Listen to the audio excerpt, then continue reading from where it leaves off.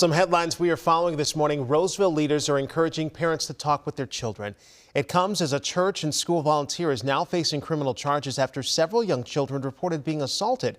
Our Pauline Lee joins us from the live desk with the very latest. Pauline, this is disturbing. Incredibly disturbing, AJ. Yeah, investigators say these conversations, they can be tough, but they could also be very important because they think there could be more victims out there.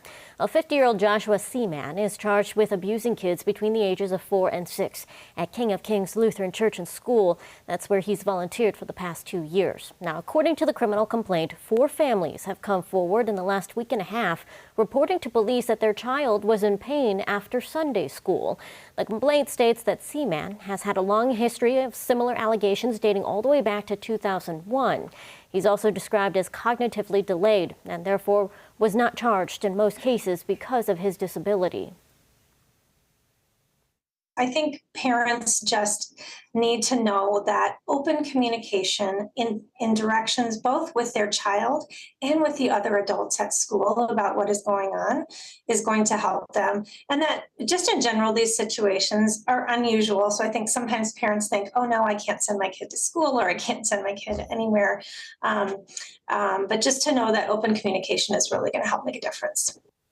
Now, Seaman is currently being held at the Ramsey County Law Enforcement Center. Prosecutors say he poses a high risk to public safety, and they're asking for the courts to keep him in custody. Now, under Minnesota state law, schools are actually not required to run background checks on volunteers, though many choose to do so. King of Kings Lutheran Church and School had no comment when we tried to reach them by phone, guys. All right. Pauline Lee with that update from the live desk. Pauline, thank you. This morning, we're also getting some new details surrounding an arrest made at United Healthcare, that campus in Minnetonka. Police say a man contacted the Minneapolis FBI, making violent threats to the United Healthcare headquarters.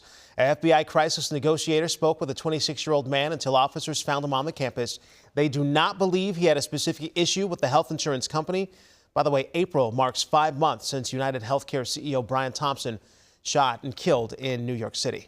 The verdict is in for a man charged with killing 2 people at a celebration of life ceremony in St. Paul. John Lee Edmondson was found guilty of killing Larry Giles Jr. The Hugo man was a well-known chef. He had recently opened up a restaurant when he was killed during a fight in 2023. Sentencing will happen in June. We're learning new details about a paddle of over a series of posters in Lakeville schools. District officials say the posters were removed during spring break after the school board settled a lawsuit last week. Plaintiffs claim the school violated their First Amendment rights by allowing Black Lives Matter posters, but not all other political expressions. The district also agreed to pay the $30,000 in legal fees as part of the settlement. Those posters, by the way, cost more than $10,000 to make. A Minneapolis City Council member is dropping out of the race for mayor. So Emily Koski was running to unseat Mayor Jacob Fry this year. In her announcement, Koski cited, quote, the burdens of fundraising and the toxicity of local politics as part of the reasons for suspending her campaign. The mayor and all 13 council members are on the ballot this year.